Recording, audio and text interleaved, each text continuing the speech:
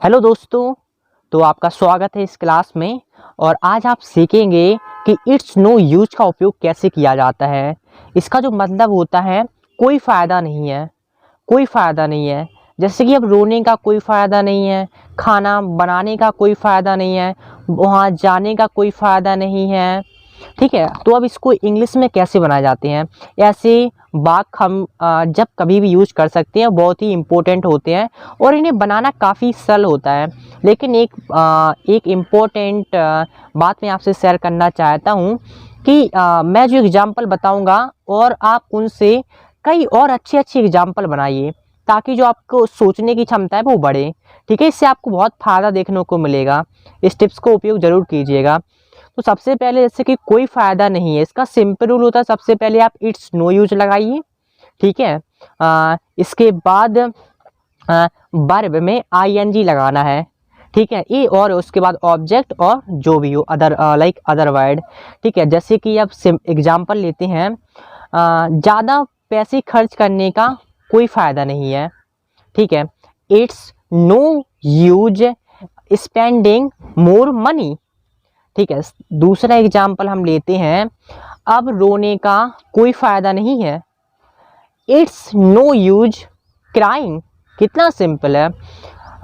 तीसरा जो एग्जाम्पल लेते हैं, जैसे कि दुर्घटना हो जाती है, अब बाद में सब लोग चले गए तो अब क्या बोलेंगे, शिकायत करने का कोई फ़ायदा नहीं है।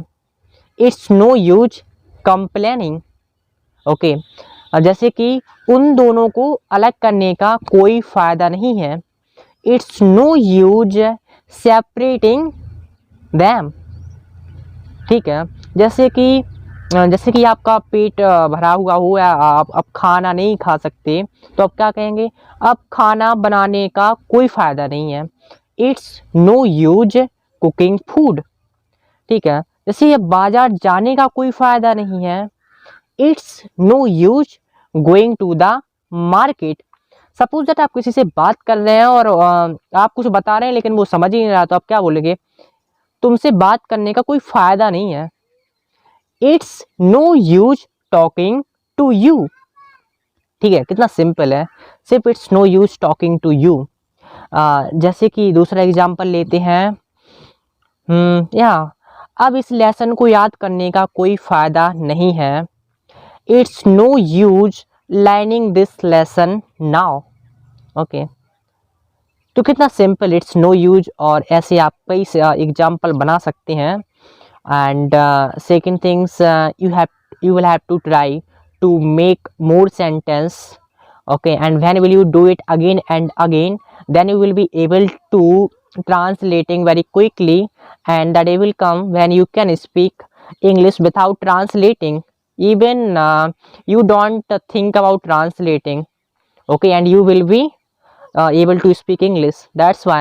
Second things, if you like this video, please like and subscribe and open notification. It takes too much time to make one video. And thank you for watching this video. And if you have any doubt regarding this, just let me know. You can drop me a message in the comment box.